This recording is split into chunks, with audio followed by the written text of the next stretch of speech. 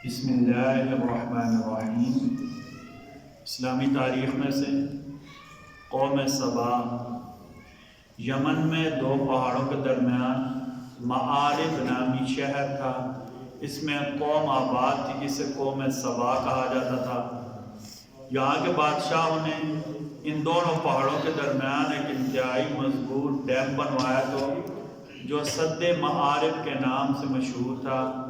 یہ بند شمال اور جنوب دونوں طرف کے پہاڑوں سے آنے والے پانی کو روکے رکھتا تھا۔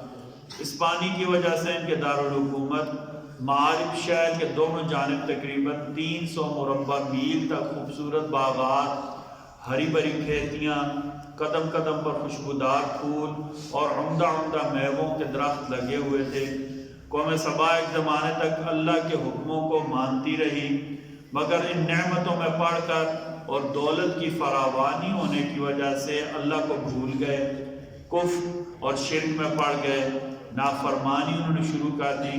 اللہ تعالیٰ نے ان کی اصلاح کے لیے انبیاء کرام کو بھیجا، لیکن بجائے نبی کی دعوت کو قبول کرتے انہوں نے انبیاء کے ساتھ تکذیب اور بدبختگی کا معاملہ شروع کر دیا۔ اللہ تعالیٰ نے ان پر عذاب ایسے نازل کیا جس مضبوط ڈیم پر انہیں بڑا ناز تھا وہ ٹوٹ گیا۔ سارا شہر، باغات اور کھیت سیلاب کی وجہ سے تباہ و برباد ہو گئے۔ اللہ تعالیٰ نے قرآن مجید میں اس قوم کا ذکر کرتے ہوئے سورہ سبا آیت نمبر 17 میں فرمایا، ہم نے ان لوگوں کے کفر اور نافرمانی کا بدلہ دے دیا، ہم کافروں اور نافرمانے کو اسی طرح بدلہ دیا کرتے ہیں۔ جب نعمتیں ہو جائیں نا، ہر نعمت پر اللہ کا شکر ادا کرنا چاہیے۔ ہم جتنا نعمتوں پر اللہ کا شکر کریں گے اللہ نعمتیں دیں گے۔ اور کوئی بھی نعمت ہو، صحت کی نعمت ہو، اپنا گھر ہونے کی نعمت ہو، اپنا کاروبار ہونے کی نعمت ہو، اچھے ذرائع آمدن ہونے کی نعمت ہو، صحت کی نعمت ہو، اس پر تکبر اکڑ میں نہیں پڑنا چاہیے اور نعمتوں کی وجہ سے غرور میں بھی نہیں آنا چاہیے، میں یہ کر دوں گا، میں وہ کر دوں گا۔ ورنہ اللہ کے ہاں جو اللہ دینے والے ہیں، اللہ کے ہاں لیتے ہوئے بھی دیر نہیں لگتی۔ ایک فرض کے بارے میں باجماعت عشاء اور فجر کی نماز پڑھنا۔ نبی کریم صلی اللہ علیہ وسلم نے فرمایا، جو بندہ عشاء کی نماز جماعت کے ساتھ پڑھے گویا اس نے آدھی رات عبادت کی، اور جو فجر کی نماز جماعت کے ساتھ پڑھ لے اس نے ساری رات عبادت کی۔ یعنی آدھی رات کی عبادت کا ثواب عشاء کی نماز پڑھنے کی وجہ سے اور آدھی رات کی عبادت کا ثواب فجر کی نماز باجماعت پڑھنے کی وجہ سے۔ ایک سنت کے بارے میں کھانے میں عیب نہ نکالنا۔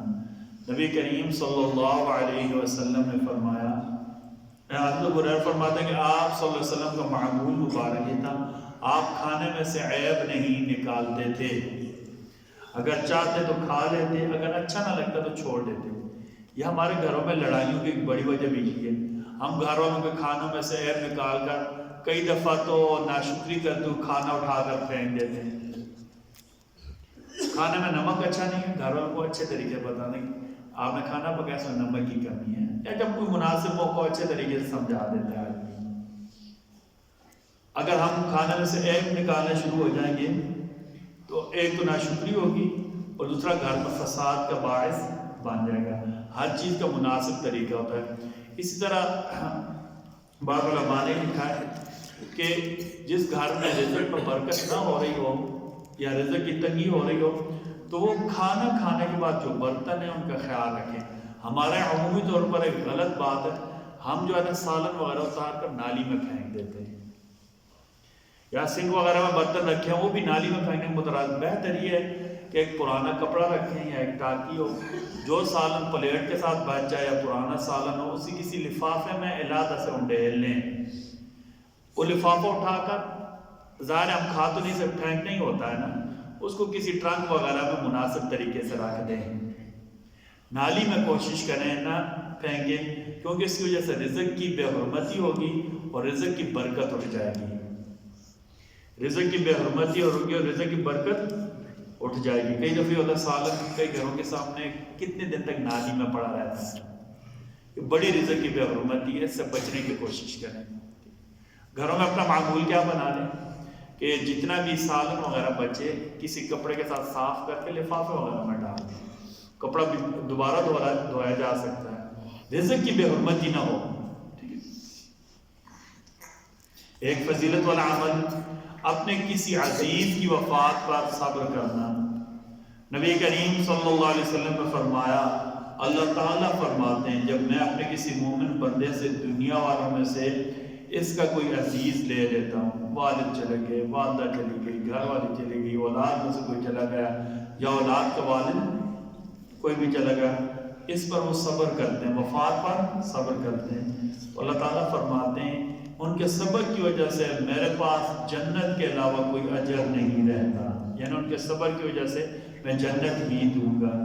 ہمارے یہاں جو غلط رسم یہ میت فوت ہو جاتا ہے تو گھر والے عجیب قسم کا واویلا مچا دیتے ہیں. ٹھیک ہے، غم ہے، دکھ ہے، لیکن ایک تو ہمارا موت پر ایمان ہے، ہمیں ذہن تیار رہنا چاہیے.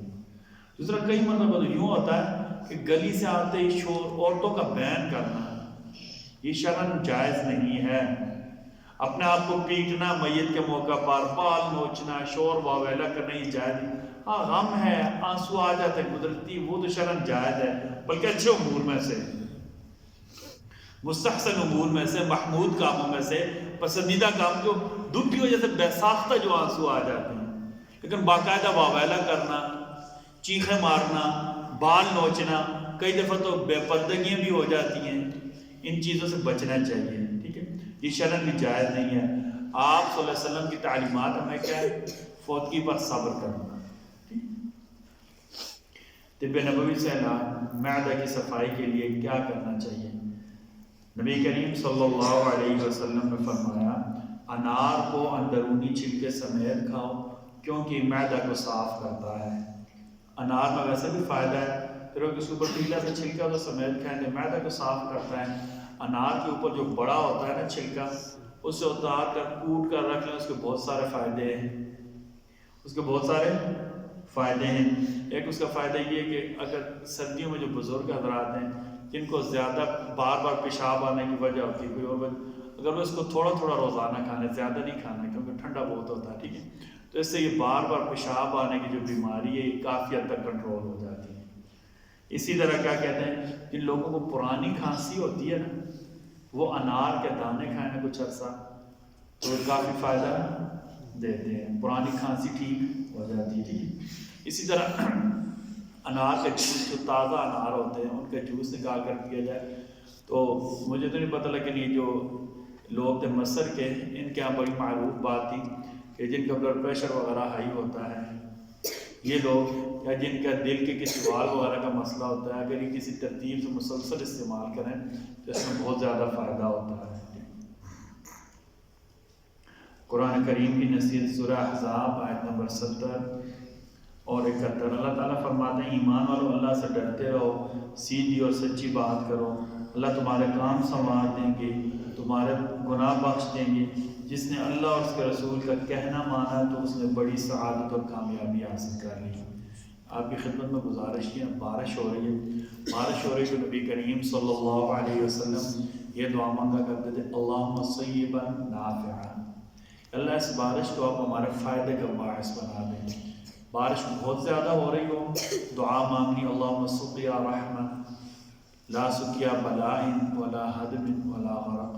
اللہ یہ جو پانی برس رہا ہے اسے آپ ہمارے لیے رحمت بنا دیں، اسے آپ ہمارے لیے آزمائش یعنی نقصان کا باعث، ولا حدم، اور اس سے گھار یا گلیاں ٹوٹنے کا باعث نہ بنائیں، گرنے کا باعث نہ بنائیں، ولا غرق، اور نہ اسے سیلاب کا باعث بنائیں. اس طرح میں نے زور میں بھی عرض کی تھی کہ بارش کے موقع پر جو دعائیں مانگی جائیں اللہ قبول کرتے ہیں. لیکن میں نے کہا قبولیت کا طریقہ کیا ہوتا ہے؟ کبھی کبھی یوں ہوتا ہے ہمیں جو دعا مانگی من و عن، یعنی بالکل اسی طرح ہمیں مل جاتی ہے. کبھی کبھی یوں ہوتا ہے ہم نے دعا مانگی، اللہ اس کے بدلہ میں اس سے بھی بہتر دے دیتے، کیونکہ اللہ علیم اور خبیر ہے، اللہ حکمت والے ہیں، اللہ خالق مالک ہیں. اس بعد اب بچہ چیز مانگتا ہے ہم اسے نہیں دیتے، کیوں؟ بڑوں کو پتہ ہوتا ہے بچے کی ضرورت اس وقت کیا ہے. سر ہم دعائیں مانگتے ہیں، کبھی کبھی ظاہری طور پر وہ دعا ایسے ہی قبول نہیں ہوتی، اللہ اس کے بدلے کوئی اور بہتر دے دیتے ہیں. کبھی کبھی یوں ہوتا ہے کہ اللہ تعالیٰ اس دعا کو آخرت کے اجر کے لیے محفوظ رکھ لیتے ہیں. یہ شریف میں آتا ہے کئی قیامت کے دن بندوں کو اجر ملے گا. بندے کہیں گے کس بیعت کا اجر ہے؟ انہیں کہا جائے کہ آپ نے جو دعائیں مانگی تھی دنیا میں قبول نہیں ہوئی تھی ان کا یہ اجر ہے. تو حدیث شریف میں آتا ہے بندے کہیں گے کاش ہماری کوئی بھی دعا قبول نہ ہوئی ہوتی، اتنا زیادہ اجر اگر آخرت میں ملنا تھا. تو بارش کے موقع پر دعا اللہم صیبا نافعا، اللہم صیبا نافعا، اسے یاد کر لے، پڑھے بھی اور اپنے لیے بھی ہمارے لیے بھی سب کے لیے دعا دی. بسم اللہ الرحمن الرحیم.